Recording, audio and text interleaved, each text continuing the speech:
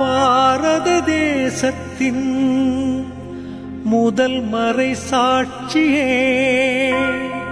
தமிழக மாந்தர் போற்றும்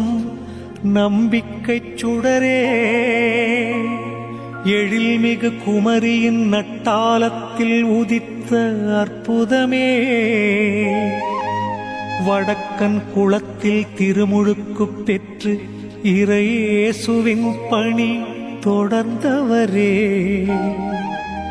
புலியூர் குறிச்சியில் முட்டிடிச்சி பாறையில் நீர் பெருகச் செய்த அருளூற்றே, கிறிஸ்தவம் காத்திட உளம் துணிந்து ஆரல் வாய்மொழி காற்றாடி மலையில் இன்னுயிர் ஈந்த தியாக திருவே.